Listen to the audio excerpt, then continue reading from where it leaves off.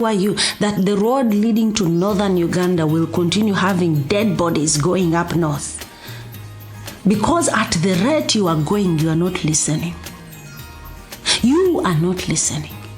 Look at the tears of Oulanya's father and ask yourselves, how many of you parents are willing to continue burying your children?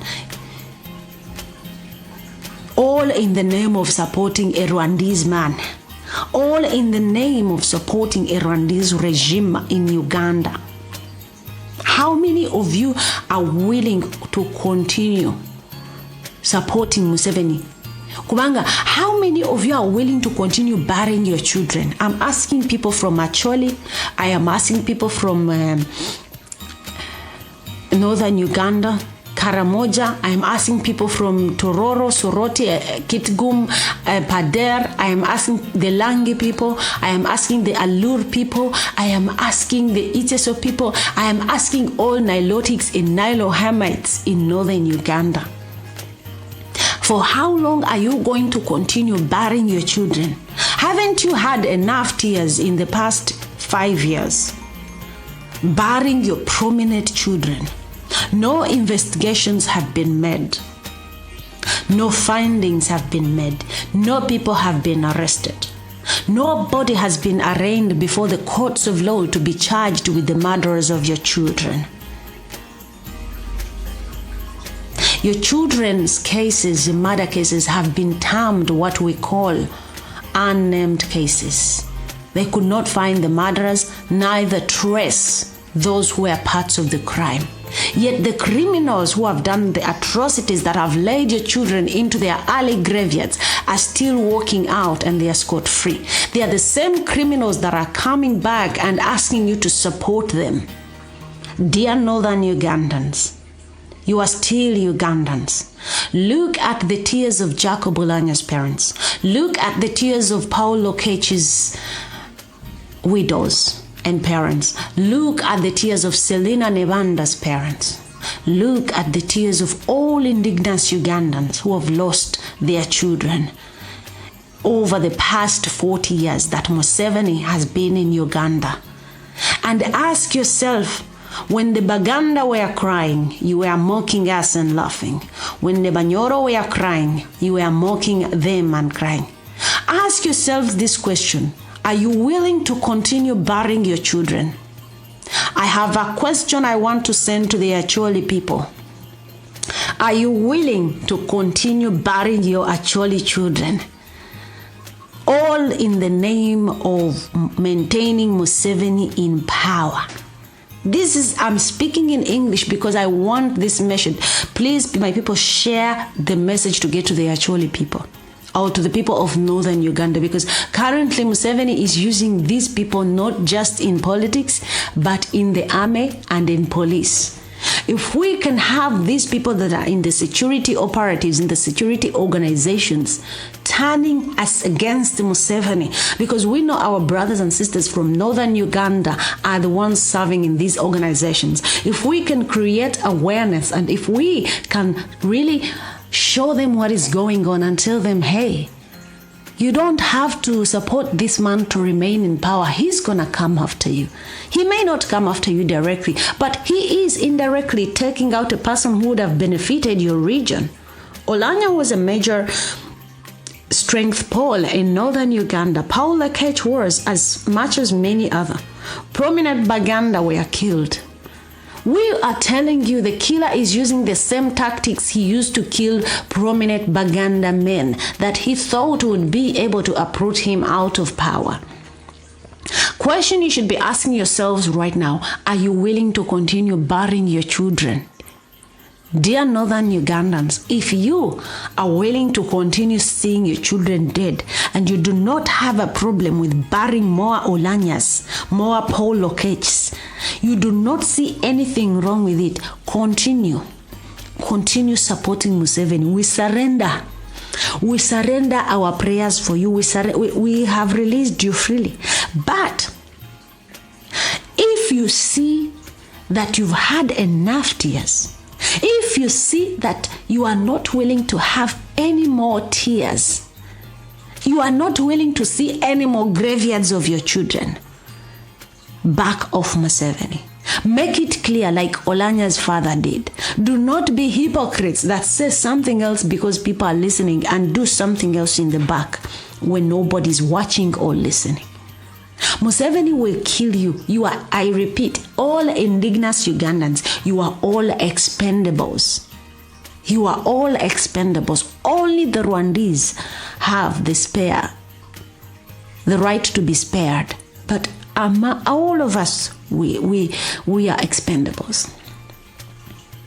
So, Uganda, batategedde bulungi message eyo abalala bajja kugibavunira kuba sisobola kuvunula buli kigambo. Obubaka obwo mbadde njagala butuuke ku bantu b'omumambuka era bubatuukireko ddala basobole okutegeera ebigenda mu maaso mu ggwanga essaawa zino. Nti olwaleero nga tuli mu mbeera gye tulimu, ekitta abantu mu Uganda kirina formula zonna, nti abalala babassa mu ttokya kitulwanyisa, abalala babassa butwa, abalala babassa masasi, abalala babassa kubatema, abalala bijambiya. You can imagine at this time, with all the security that Museveni says that Uganda is secure, the bijambiya are back. Very well in Buganda, they are back. Have you ever had any bijambiya taking place in the region where, in Western Uganda, where these people are coming from? No. No. No. No. Kwagamba tebalina bijambiya bino kutambulira waabwe. Nolwekyo bannayuganda tulina okuvaayo nga ffe ba indigenous twerwaneko. Bwe kiba kyetaagisa kuboola abantu bano tubaboole. Bwe kiba kyetaagisa kubaatulira tubaatulire nga muzeeyi bwe yakoze. Bwe kiba kyetaagisa kubalwanyisa tubalwanyise. Tulina engeri nnyingi gye tusobola obalwanyisa. Social media eno gye mulaba ebakosa kinene. Amaloboozi gano ge muwulira galinga agali ku radio zammwe gabakoseza ddala era gabanyiga era gatuuka wala era gabatuukako. Olwaleero bw'osanga omunyarwanda ng'ali emitala w'amayanja atya n'okusemberera. Abanyarwanda essaawa zino batwekweka era batudduka kuba bamanyi tuli banyiivu, tuli bakoowu, tetukyayagala kumanya, tuboonoonera ebyabwe buli we babeera. Tuleme kukkiriza ggwanga lyaffe kugenda bwe lityo nga tulina kye tusobola okukolawo nga ffe bannansi. Kyonna kye tusobola okukola bwe kuba kwogera twogere, bwe kuba kulwana tulwane, bwe kuba kubazoganya tubazoganye mu buli ango yonna. Abantu bano tubabuzeeko emirembe. Abantu bano tugaane abaana baffe okubawasaamu. Abantu bano balina omusaayi omubi, balina omusaayi ogw'ekikolimo, balina omusaayi ogw'ekibi ekisikira. Abantu bano batemu. Abantu bano batoononedde culture. Abantu bano tubaboole. Abantu bano tubalage nti tetubaagala. Abantu bano tubaatulire nti muwalawo ne bwaleeta omusajja omunyarwanda mugambe nze oba ogenda omufumbire ku lulwo nze sibiriimu. Kubanga enkya bajja kuleetera kofini ya muwalawo, bajja kuleetera kofini ya mutabani wo ng'omunyarwanda amaze omutta.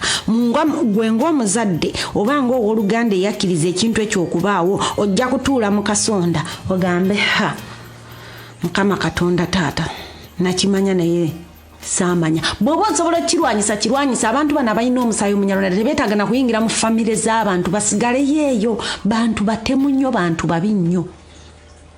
Tebeetaaga na kuwasa mu famire zaffe, tebeetaaga na kuwasa mu baana baffe, tebeetaaga na kutusemberera yadde omulundi n'ogwo. Bantu babi nnyo, bantu bakyamu nnyo, tebeetaaga kwerinaana. Mutunuulire buli muntu. Kati olwaleero mutunuulire omugagga Lwasa.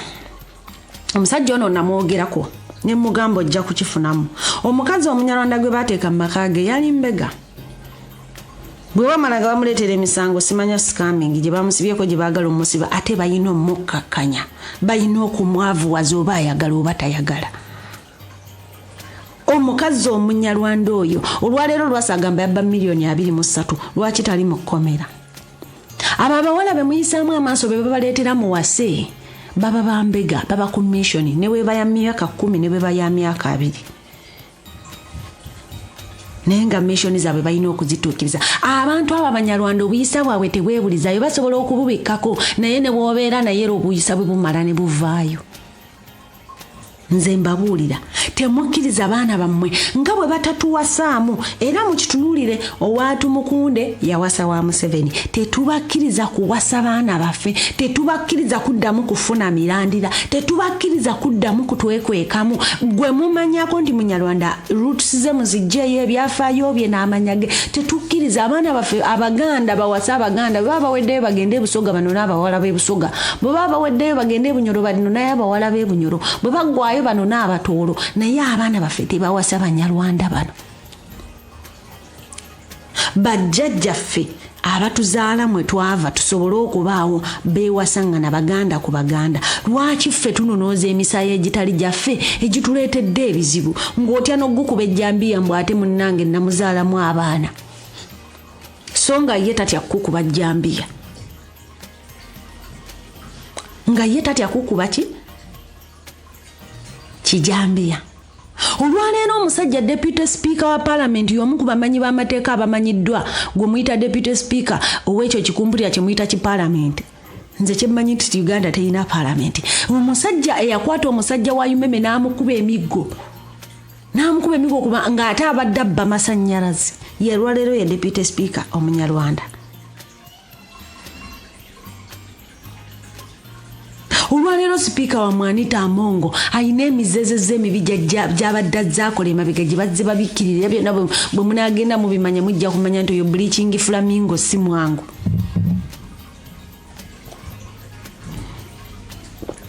naye nga byonna bigenda mu maaso mu ggwanga lyaffe tukole akatono naffe ke tusobola okukola nze ndowooza gwe omuntu ali eyo wawansi ampuliriza olwaleero olina kwotandikirako kuza omwana wo ng'omugamba bw'oba musajja muganda ng'ozadde omwana omulenzi mugamba abawala Abaganda balabika bulungi abawala Abaganda bayina empisa abawala Abaganda bategeera culture omwana wo mwagazisa ekyo kyali mwagazisa ekyo bajjajjaabe kye baali aleme kkoma bukomi kukulanya ndi musajja muganda kitanga nzaala yeddira gundi nva mutuba gwa gundi mu lunyiriri lwa gundi omubala guvuba bwe guti jjajjanga nzaala yeebase egindi yekola bwati ffe mu kika kya gundi mu lujjo ewa Kabaka tuli bagundi tuli bakongozi no abyogere ng'abituukiriza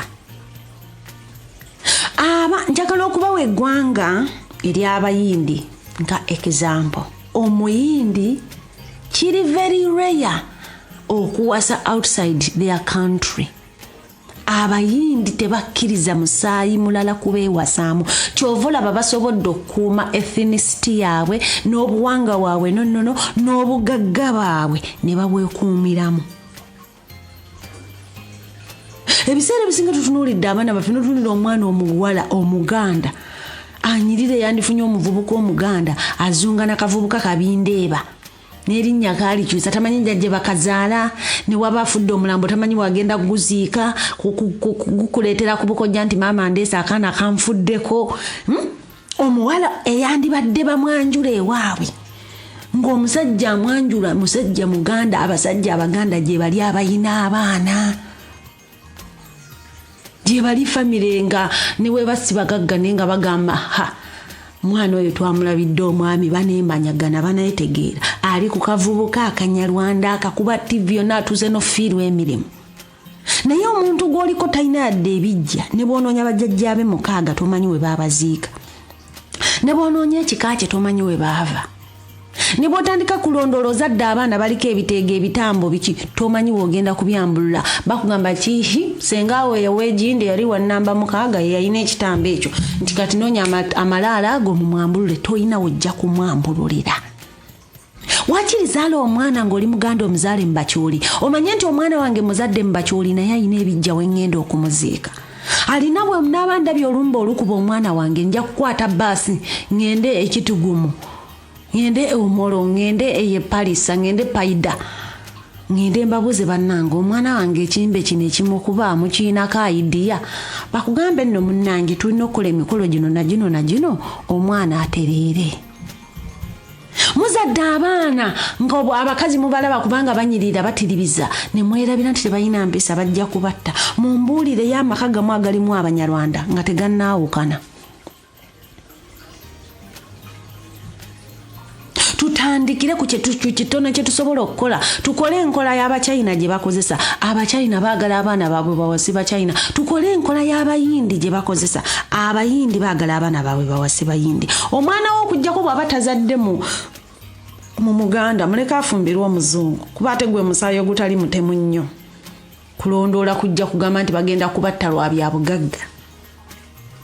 Naye okwanjula kwonna kwe mugenzeeko nze ndaba okwanjulwa kw'abantu banjula bawala Banyarwanda. Bwe bamala ne basooka bavuma bannyinaabwe Abaganda nga bwe baadiba nga bwe batafumbirwa. Naye abo abaana Abaganda ani yandibawasizza nga ebintu mbitwala mu Banyarwanda. N'omubuuza omukazi gw'oyanjudde nti bamuzaalawo nti waawali ku Lwentebe. Obuuzaawo ku Lwentebe babaako ne babazaalawo. Nze nakula simanyi nti waliwo abantu be bazaala ku Lwentebe. Nze bambuuzanga nti bakuzaalawo nti mukyala waffe Gindi naye taata yazimbaawo Ntebe we tubeera. Bwe nakula mmanyi. Njagala example ddala gye nnyinza okubaba be bantu bano ab'omu mambuka Abanorthern. Abantu bano era nabo beewasa. At least bo mu kintu ky'okwagala okumaintaininga culture zaabwe bakikoze. Abanorthern bwe batebewasiza nga Abanorthern bafumbirwa Bazungu. Naye kiri very rare okusanga Omunorthern ng'afumbiddwa Omuganda. Kiri very rare. Tebatera kwagala musaayi gwabwe kwetabikatabika. Kyovula abakuumye culture zaabwe n'obuwanga bwabwe n'ennono.